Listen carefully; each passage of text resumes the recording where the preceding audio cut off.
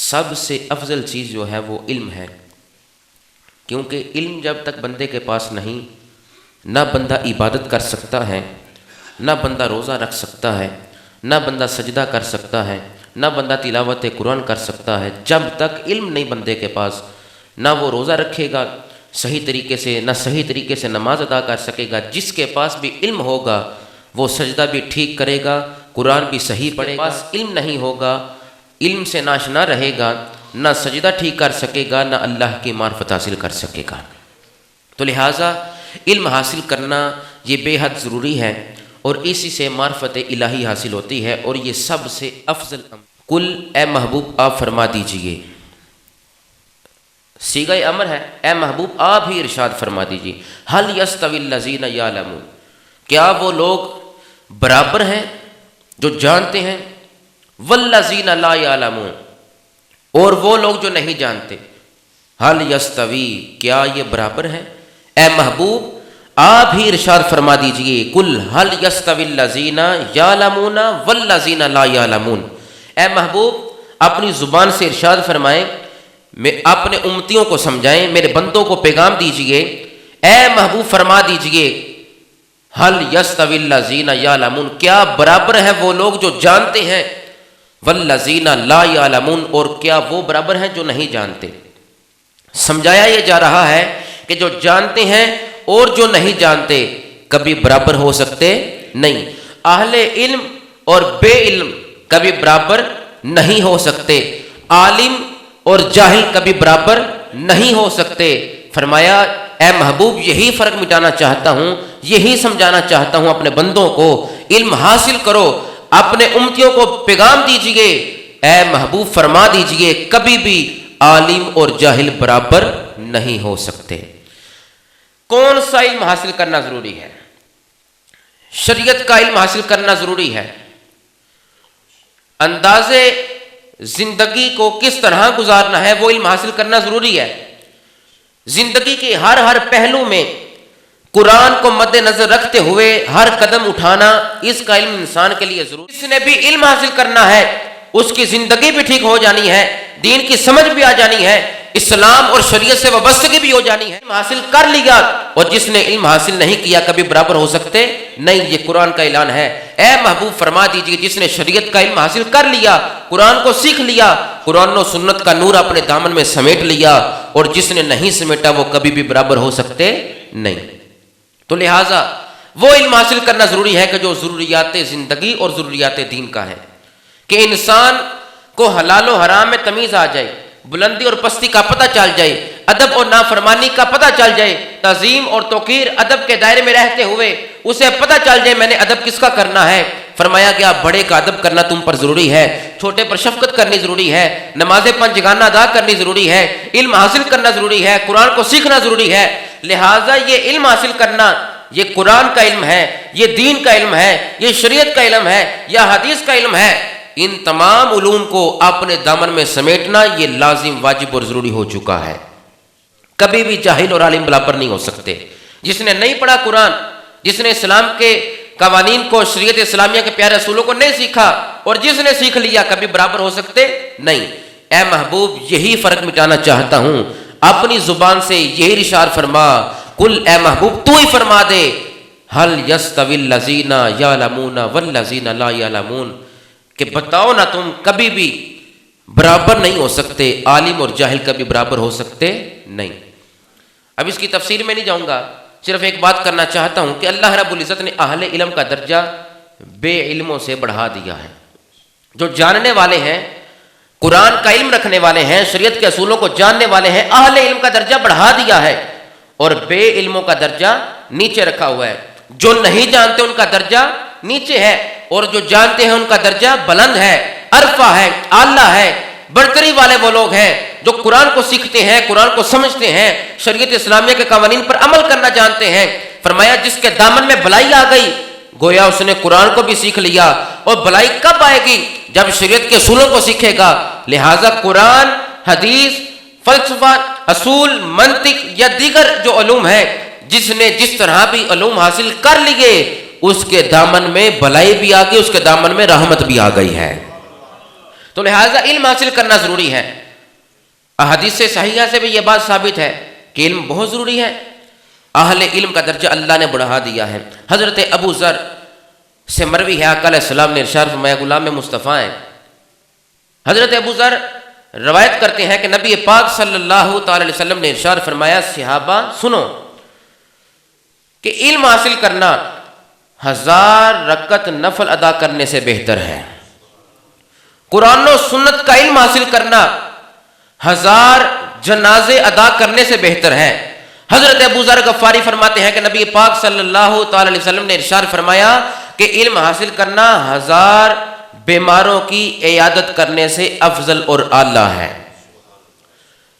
1000 نوافل پڑھنے سے بہتر، 1000 مریضوں کی عیادت کرنے سے بہتر، 1000 جنازے ادا کرنے سے بہتر کیا ہے کہ بندہ مسجد میں بیٹھ کر، مدرسے میں بیٹھ کر کسی استاذ کے زیر سایہ رب کے قرآن کا علم بھی حاصل کرے، آقا علیہ السلام کی حدیث کا بھی علم حاصل کر لے۔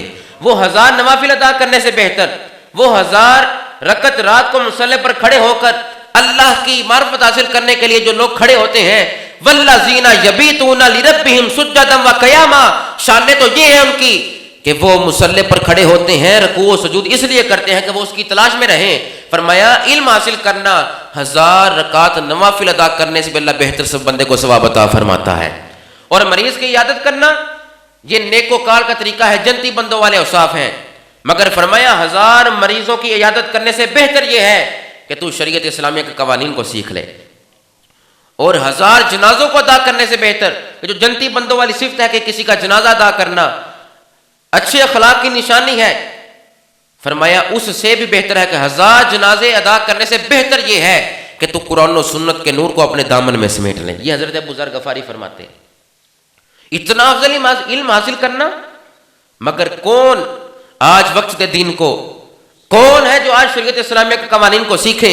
آج فکر ہے اور لمحے یہ ہیں، لحظے یہ ہیں، گھڑیاں یہ ہیں کہ ہم کچھ دنیا کا بنا لیں، مگر قرآن و سنت کا دامن جس نے تھام لیا، جس نے قرآن و سنت کے پیارے قوانین کو اپنے دامن میں سمیٹ لیا، دنیا بھی اس کے دامن میں آ جائے گی، آخرت کی بلائیاں بھی اس کے دامن میں آ جائیں گی۔ مسلم فرماتے ہیں، آپ فرماتے ہیں کہ جب مریض کو 3 دن کوئی دوائی یا کھانا نہ دیا جائے، کسی مریض کو اگر کوئی لاغر ہے، بیمار ہے، اٹھ نہیں سکتا، اگر اس کو بندہ 3 دن کھانا نہ دے، دنیا کا حال بتا رہا ہوں، حضرت فتح مسلم فرماتے ہیں کہ کوئی مریض ہے، لاغر ہے، بیمار ہے، اگر آپ اس کو 3 دن کھانا نہ دیں تو وہ مزید بیمار ہو جائے گا، آپ اس کو دوائی نہ دیں تو وہ مرنے کے قریب ہو جائے گا، قریب المرگ ہو جائے گا۔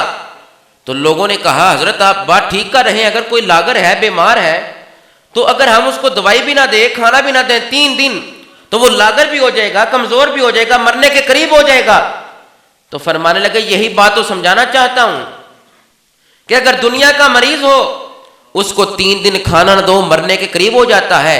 اہل علم کا بھی یہی حال ہے اور عارفین کا بھی یہی حال ہے کہ جب تک ان کے دل میں علم کی شمع کو روشن نہ کیا جائے، 3 دن کی بات نہیں کی، فرمایا جب بھی علم نہ سیکھا جائے تو زاہدین اور عارفین کا یہی حال ہوتا ہے کہ جس طرح مریض کا حال ہوتا ہے، کیونکہ اس کا دل بھی بغیر علم کے مردہ ہو جاتا ہے، کیونکہ اس کے دل میں یہی بات ہوتی ہے کہ میں قرآن و سنت کے نور کو اپنے دامن میں سمیٹ لوں۔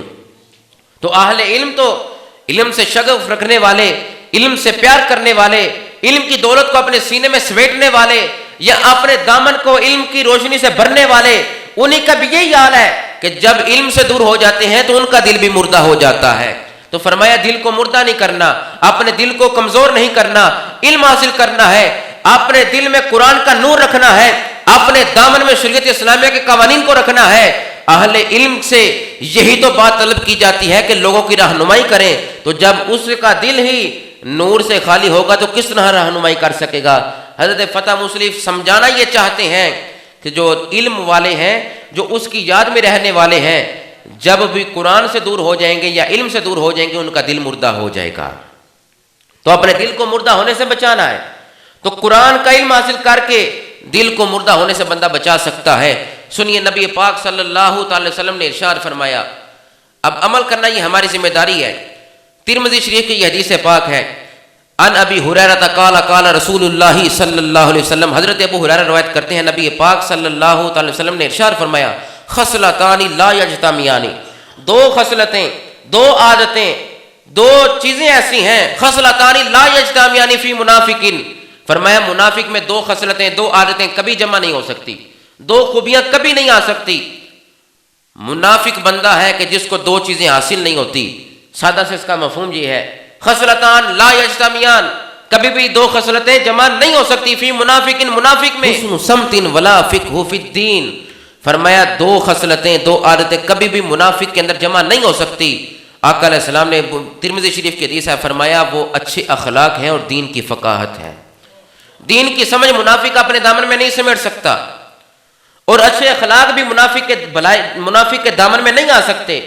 اچھے اخلاق بھی بندہ مومن کے سینے میں آئیں گے، اور علم کی روشنی، دین کی فقاہت بھی کسی مومن کے سینے میں ہی آئے گی۔ کبھی بھی منافق میں دو علامتیں اکٹھی جمع نہیں ہو سکتی۔ اب سنی، حضرت ابن مبارک سے کسی نے پوچھا، حضرت عبداللہ سے، ابن مبارک سے، عبداللہ بن مبارک سے کسی نے پوچھا، آپ ارشاد فرمائیں کہ سب سے افضل کون ہے؟ آج کاروبار کرنے والا کہتا ہے میں افضل ہوں، کامیاب ہو گیا۔ آج اولاد کا پیٹ پالنے والا عبادت ہے، وہ سمجھتا ہے میں سب سے افضل ہوں۔ آج دنیا میں جو لوگ کامران اور کامیاب ہیں وہ سمجھتے ہیں ہم ہی کامیاب ہیں اور ہم ہی سب سے افضل لوگوں نے پوچھا، ابن مبارک ارشاد فرمائے سب سے افضل کون ہے، کس کو ہم سب سے افضل سمجھیں؟ فرمایا عالم دین سب سے افضل ہوا کرتا ہے۔ دنیا کا اصول تو ہوگا، لوگ طرح طرح کے لوگوں کو اچھا سمجھیں گے اور فضیلت والا سمجھیں گے، مگر ابن مبارک کا فتویٰ سنیے، آپ فرماتے ہیں مجھ سے پوچھنے والے میں بتاتا ہوں کہ تمام لوگوں میں سب سے افضل اگر دیکھنا چاہتے ہو تو عالم دین کو دیکھ لو، سب سے افضل وہی ہوا کرتا ہے۔